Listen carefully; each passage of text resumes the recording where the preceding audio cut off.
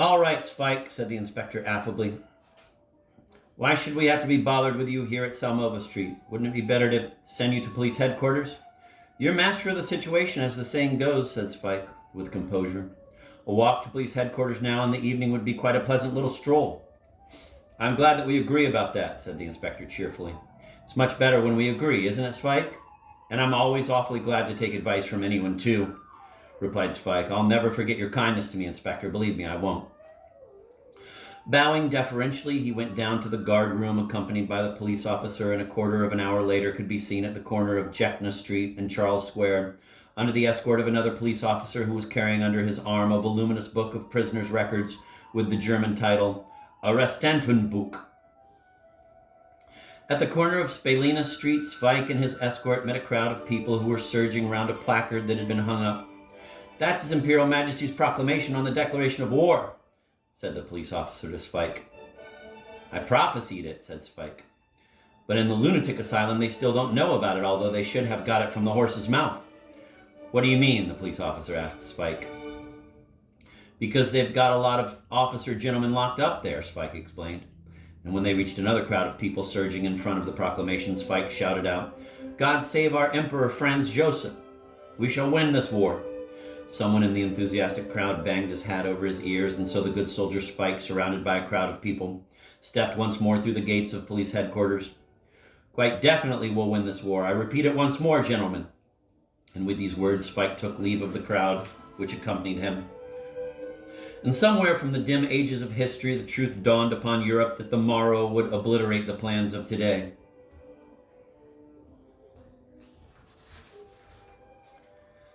Sweik home again after having broken through the vicious circle. The spirit of alien authority pervaded the building of the police headquarters, an authority which was ascertaining how enthusiastic the population were for the war. With the exception of a few people who were ready to admit that they were sons of a nation which had to bleed for interests completely alien to it, police headquarters presented the finest collection of bureaucratical beasts of prey, to whom jails and gallows were the only means of defending the existence of the twisted clauses of the law. They treated their victims with malicious affability, weighing every word carefully in advance. I am very sorry that you've fallen into our hands again, said one of these black and yellow striped vultures, when they brought Sweik before him. We thought that you'd reform, but we've been disappointed. Sweik mutely nodded his head and assumed so innocent an expression that the black and yellow vulture looked at him inquiringly and said emphatically, Take the imbecile expression off your face. But he immediately went over to an amiable tone and continued. Of course, it's very disagreeable for us to keep you in custody, and I can assure you that in my opinion your guilt can't be so enormous. With your absence of intelligence, you must obviously have been led astray. Tell me, Mr. Sweik, who was it really who led you to commit such stupidities? Sweik coughed and replied, Begging your pardon, sir, I know nothing of any stupidities. But wasn't it stupidity, Mr. Sweik? He said in an artificially paternal tone. When, according to the deposition of the police officer who brought you here, you caused a crowd of people to collect in front of the war proclamation which was posted up at the corner, and you incited people with shouts of God save our Emperor Franz Joseph, this war is already won? I couldn't hang back, declared Sweik, fixing his honest eyes on the eyes of the Inquisitor. I was so angry when I saw how they were all reading this proclamation and none of them were expressing any joy. There were no shouts of God save our Emperor, no hurrahs, nothing at all, Inspector. It was just as if they didn't care. An old soldier of the 91st Regiment like me couldn't go on looking at it, and so I shouted out those words. And I believe that had you been in my place, you'd have done exactly the same as I did. If there's a war, it must be won, and people must call out, God save our Emperor. No one will talk me out of that. Crushed and overcome, the black and yellow wolf could not withstand the gaze of the pure and innocent lamb, Sweik. He lowered his gaze onto the official documents and said, I give you full marks for your enthusiasm, but if only it had been displayed in different circumstances. After all, you know very well that you were under police escort, and that a patriotic pronouncement like that could and must have been regarded by the public as ironic rather than serious. When a chap is being led under police escort, answered Sweik, it's a very hard moment in his life, and if a man, even in such a difficult moment as that, doesn't forget what he ought to do when there's a war on, I think he's not so bad after all. The black and yellow wolf growled and looked Sweik in the eyes once more. Sweik parried with the innocent, gentle, modest, and tender warmth of his gaze. For a moment, they both went on staring fixedly at each other. "Go to hell, Sweik," said the official at last, "and if you ever come here again, I shan't ask you any questions, but march you straight off to the military court at Haradkany. Do you understand?" But before he could say Jack Robinson, Sweik had stepped towards him, kissed his hand, and said, "May the good Lord reward you for everything. If at any time you should need a thoroughbred little dog, just ask me. I deal in dogs." And so Sweik found himself at liberty again and on his way home. He could not make up his mind whether he should stop first at the Chalice. Finally, he decided he would and opened the door through which he had gone out some time ago under the escort of Detective Brett Schneider. A deathly silence reigned in the bar. A few guests sat there, including the sexton from St. Apollinaire. They looked very gloomy. Behind the serving counter sat Mrs. Palovech and stared dully at the beer taps. "Well, here I am back again," said Sweik gaily. "May I have a glass of beer, please? What's happened to Mr. Palovech? Is he home again, too?" Instead of replying, Mrs. Palovech burst into tears and, concentrating all her misery onto a special stress on every word, groaned out,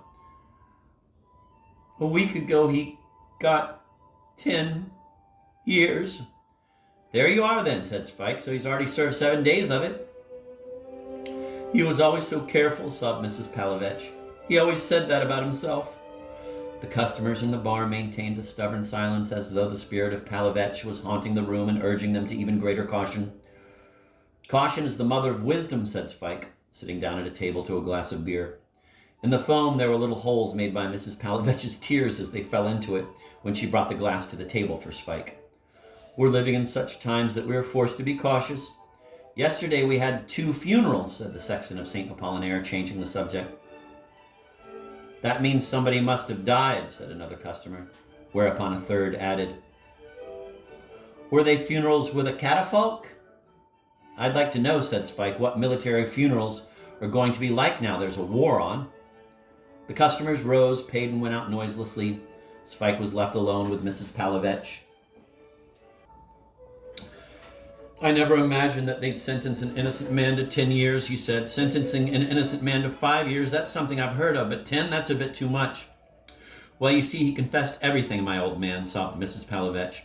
"What he was saying here about those flies in that picture he repeated at police headquarters and before the court. I was a witness at the trial, but what evidence could I give when they told me that as I was in a state of relations with my husband, I could forego giving evidence? I was so scared of that state of relations, in case it might lead to something else, that I got out of giving evidence, and he, poor dear, gave me such a look. I shall never forget that look to my dying day. And after the sentence had been passed and they were leading him off, he shouted to them in the passage, as though he'd gone off his head, 'Long live free thinking!'"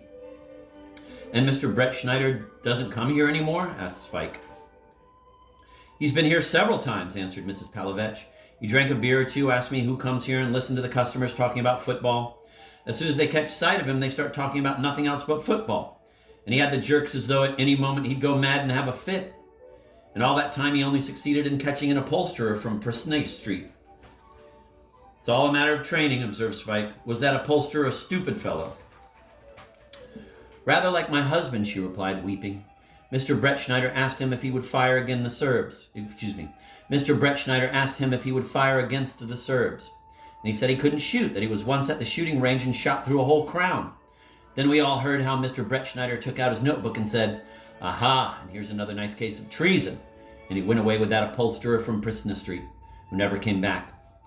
"Lots of them never come back," said Sweik. "Can I have a rum, please?" Sweik was just having a second glass of rum when Brett Schneider came into the bar. Throwing a quick glance at the bar and the empty rooms, he sat down next to Sweik and, ordering a beer, waited to see what he would say. Sweik took down a newspaper from the hanger and, looking at the last page of advertisement, said, "Well, I never. Look at that. A Mr. Simpera of Straskov No. 5, near Rasinives, is selling a farm with 9 acres of land convenient for school and railway station."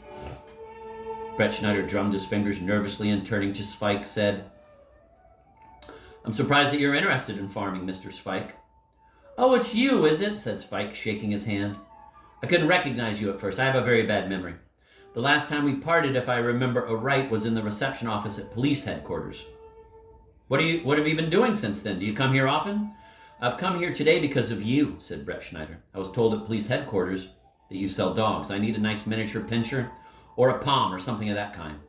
I can get any for you, replied Sweik. Do you want a thoroughbred animal or a common cur? I think I'll plump for a thoroughbred, replied Brett Schneider. And why don't you have a police dog, asked Sweik. Wouldn't you like one that picks up the scent at once and leads you to the scene of the crime? There's a butcher in Verofis who has one and he uses it for drawing his cart. You might very well say that dog has missed its vocation. I should like a pom, said Brett Schneider with quiet obstinacy. A pom that doesn't bite. Do you want a pom without teeth, then, asked Sweik. I know of one. It belongs to a pub keeper in Dejvis. Then I'd rather have a miniature pinscher, replied Brett Schneider, whose sinological capacities were very elementary, and who would never have learned anything about dogs at all if he had not got those orders from police headquarters. But the instructions were precise, clear, and firm, to get on to familiar terms with Sweik on the basis of his dog dealing, for which purpose he had the right to choose assistance and dispose of funds for the purchase of dogs. There are bigger and smaller miniature pinschers, said Sweik. I know 2 small ones and 3 big ones. You can nurse all 5 of them on your lap. I can recommend them to you very warmly. That's what I'd like, said Brett Schneider. And how much would it be if I only took one? It goes by sizes, answered Sweik. It depends on the size, you see. A miniature pinscher's not a calf. With miniature pinschers, it's just the opposite. The smaller they are, the dearer they come. I'm considering getting larger ones, which would be good watchdogs, answered Brett Schneider, who was beginning to fear that he might overburden the secret funds of the state police. All right, then, said Sweik. I can sell you the bigger ones for 50 crowns and bigger ones still for 45 crowns. But we've forgotten one thing. Are they to be puppies or grown dogs or bitches? It's all the same to me, answered Brett Schneider, who was here on unfamiliar ground. Get them for me and I'll come and fetch them tomorrow at 7 o'clock in the evening. Is that all right? Come along and it'll be all right, answered Sweik dryly. But in this case, I must ask you for a deposit of 30 crowns. By all means, said Brett Schneider, paying out the money. And now let's have a quarter liter of wine on me. When they had drunk it up, Sweik told Brett Schneider another quarter and then... When they had drunk it up, Sweik stood Brett Schneider another quarter, and then Brett Schneider invited Sweik not to be afraid of him, saying that today he was not on duty, and that it was all right to speak to him about politics.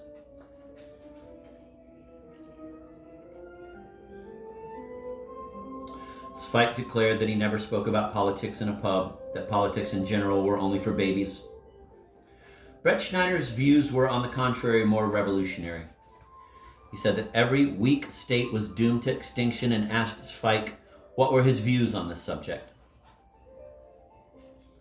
Sweik said that he had nothing to do with the state, but that he had once had to look after a St. Bernard puppy in a weak state. He had fed it on army biscuits, but it had pegged out all the same. When each of them had had a 5th quarter liter, Brett Schneider declared that he was an anarchist and asked Sweik what organization he would recommend him to join. Sweik said that an anarchist once purchased from him a Leonberger dog for 100 crowns and never paid him the last installment.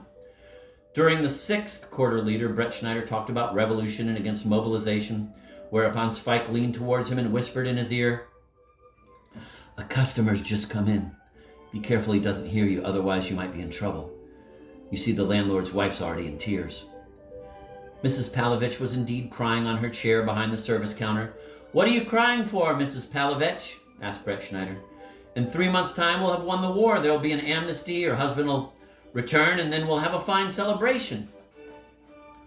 "Or don't you think that we shall win?" he asked, turning to Sweik. "Why keep on always playing that gramophone record?" said Sweik. "We've got to win, and that's that. And now I must go home." Sweik paid his bill and returned to his old charwoman, Mrs. Mueller, who was scared when she realized that the man who was opening the door of the flat with his latchkey was Sweik. "Oh, Lord, sir, I thought you wouldn't be returning here for many years," she said with her usual frankness. "And so in the meanwhile, out of charity, I took a porter from a nightclub as a lodger, because we've had a police search here 3 times, and when they couldn't find anything, they said it was all up with you because you were so cunning." Sweik was at once able to convince himself that the unknown lodger had made himself very much at home. He was sleeping in his bed and was indeed so noble as to be content with only half of it, having placed in the other half a long-haired creature who gratefully slept embracing him round the neck, while articles of male and female attire were scattered higgledy-piggledy round the bed. From this chaos, it was evident that the nightclub porter had returned with his lady in a jocund mood.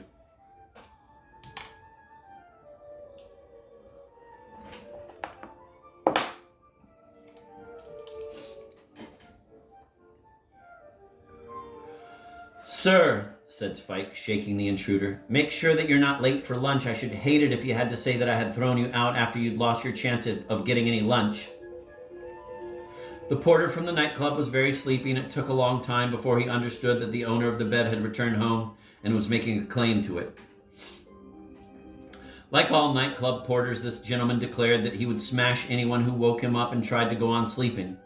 In the meantime, Sweik collected parts of his clothing, brought them to his bed, and shaking him energetically said, "If you don't dress, I'll try to fling you out just as you are onto the street. It'll be a great advantage for you if you're properly dressed when you fly out."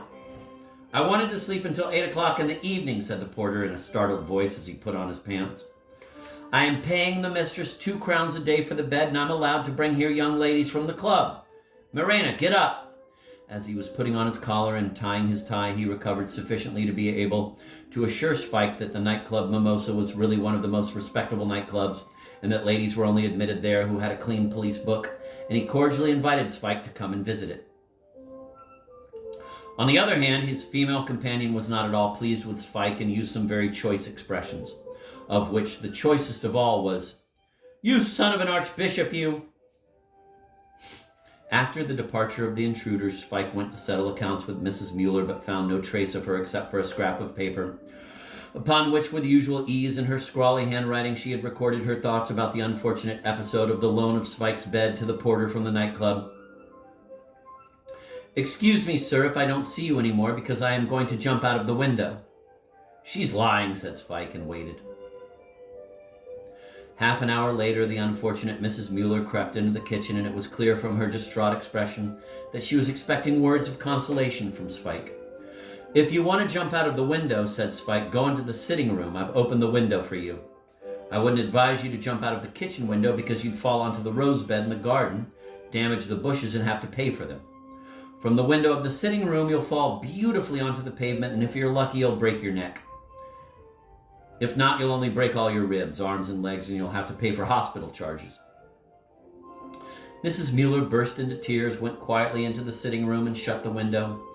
Then, coming back, she said, "It's terribly drafty there, and it wouldn't be good for your rheumatism, sir."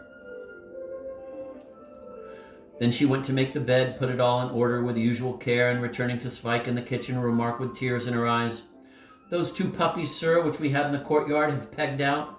And that St. Bernard that ran away when the police made their search. Oh my God," shouted Sweik. "He'll get himself into a fine mess. The police will be after him soon. He bit one police inspector when they pulled him out from underneath the bed during the search," continued Mrs. Mueller. "Before that, one of those gentlemen said that there was somebody under the bed, and so they called that St. Bernard to come out in the name of the law, and when he wouldn't, they dragged him out, and he was going to gobble them up, but then he bolted out of the door and never returned.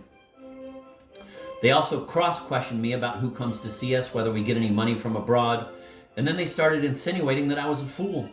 When I told them that we only get money from abroad very rarely, the last being from the headmaster in Brno, that advance of 60 crowns for an Angora cat which you advertised in Narodny Politica, and instead of which you sent him that blind fox terrier puppy in a date box.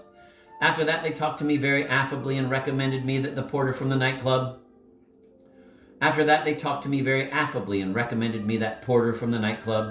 so that I shouldn't be afraid of being alone in the flat, that very man you've just thrown out. I've always had bad luck with those authorities, Mrs. Mueller. Now you'll see how many of them are going to come here to buy dogs," sighed Sweik.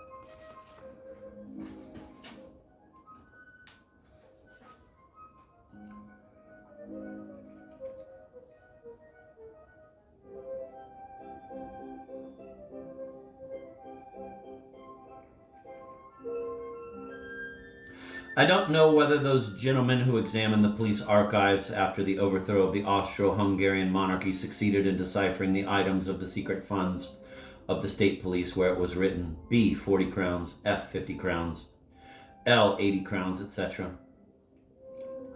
But they certainly were deceived if they thought that B, F, L were the initials of any gentleman who for 40, 50, 80, etc. crowns sold the Czech nation to the Black and Yellow Eagle. B stands for St. Bernard, F for Fox Terrier, and L for Leonberger. All these dogs Brett Schneider took from Sweik to police headquarters. They were ghastly mongrels which had no connection whatsoever with any thoroughbred race which Sweik pretended them to be. Then he sold them to Brett Schneider. The St. Bernard was a mixture of mongrel, poodle, and a common street cur. The Fox Terrier had the ears of a dachshund and was the size of a butcher's dog with bandy legs as though it had suffered from rickets. The head of the Leonberger recalled the hairy muzzle of a stable pincher. It had a stubbed tail, was the height of a dachshund, and had bare hindquarters, like the famous naked American dogs. Later, Detective Cullis came to buy a dog and returned with a wildly staring monster which was reminiscent of a spotted hyena with the mane of a collie. And in the accounts of the secret fund came a new item, M, 90 crowns. That monster was passing itself off as a mastiff. But not even Callis succeeded in getting any information out of Sweik. He fared the same as Brett Schneider. Sweik diverted the deftest political conversations to the curing of distemper in puppies and the most cunningly prepared traps. Always ended in Brett Schneider bringing back from Sweik another unbelievable mongrel monster. And that was the end of the famous detective Brett Schneider when he had 7 monsters of this kind in his flat. He shut himself up with them in the back room and starved them so long that they finally gobbled him up. He was so honorable that he saved the state the expense of a funeral. In his personal file at police headquarters, there were recorded under the column Advancement and Service the following poignant words. Devoured by his own dogs. When Sweik learnt later about this tragic event, he said, "It gives me a headache to think how they are going to put all his pieces together when the day of the Last Judgment comes." Chapter 7, Sweik Goes to the War.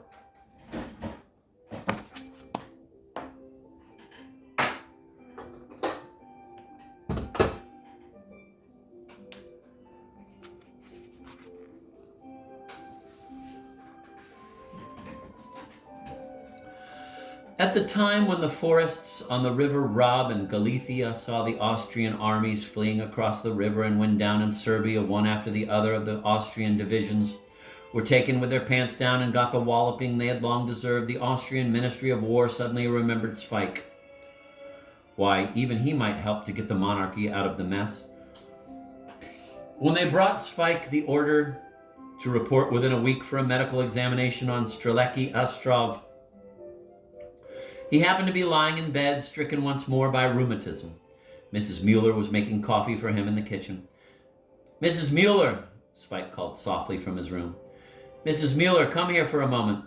When the charwoman stood by his bed, Sweik repeated in the same soft voice, "Sit down, Mrs. Mueller."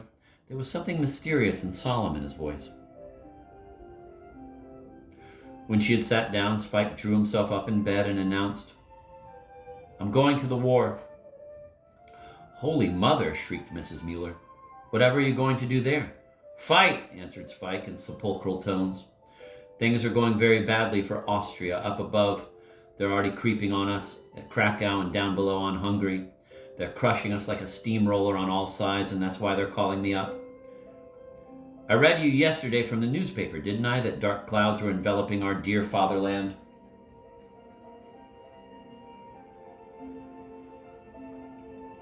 "But you can't move." "That doesn't matter, Mrs. Mueller.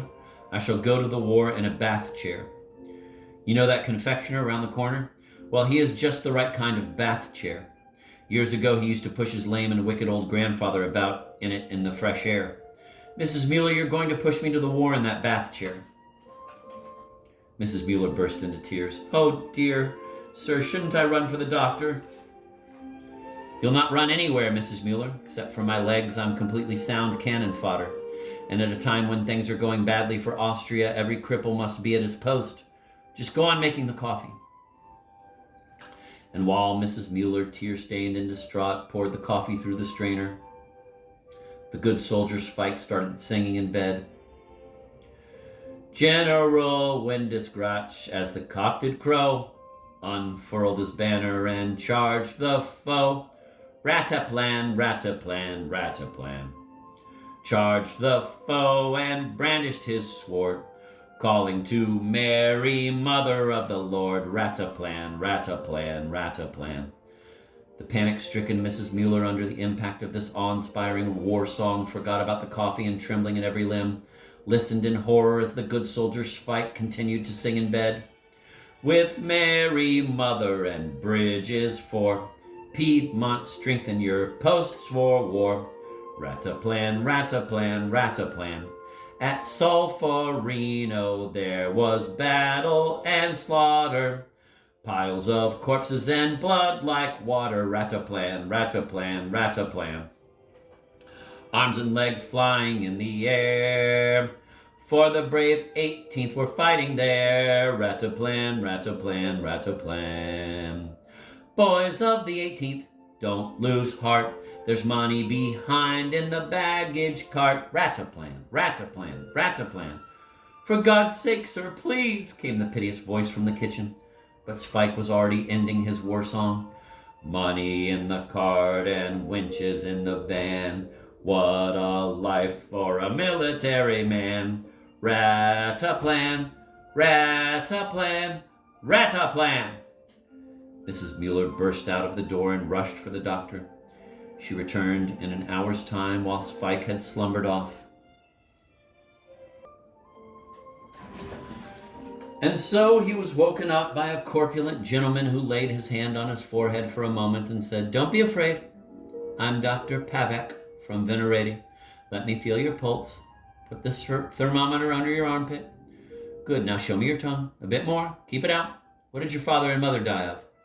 And so, at a time when it was Vienna's earnest desire that all the peoples of Austria-Hungary should offer the finest examples of loyalty and devotion, Dr. Pavek prescribed Sweik bromide against his patriotic enthusiasm and recommended the brave and good soldier not to think about the war.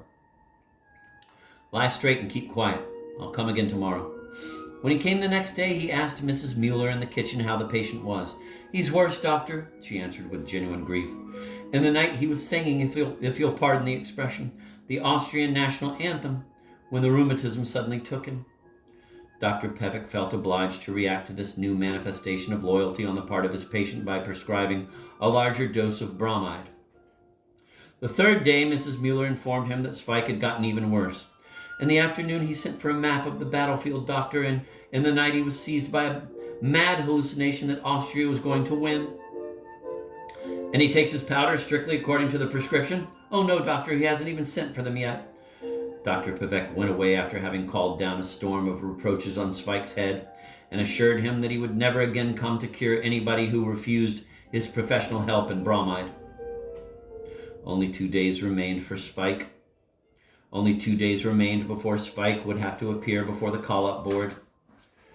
During this time, Sweik made the necessary preparations. First, he sent Mrs. Mueller to buy an army cap, and next he sent her to borrow the bath chair from the confectioner around the corner. That same one in which the confectioner once used to wheel about in the fresh air his lame and wicked old grandfather. Then he remembered he needed crutches. Fortunately, the confectioner still kept the crutches too, as a family relic of his old grandfather. Now he only needed the recruit's bunch of flowers for his buttonhole. Mrs. Mueller got these for him too. During these last 2 days, she got noticeably thinner and wept from morning to night.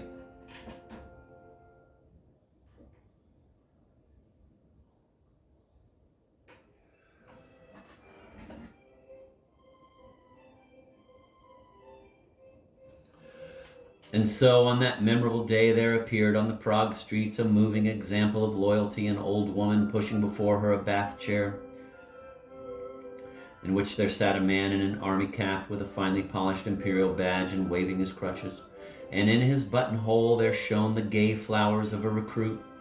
And this man, waving his crutches again and again, shouted out to the streets of Prague, "To Belgrade! To Belgrade!"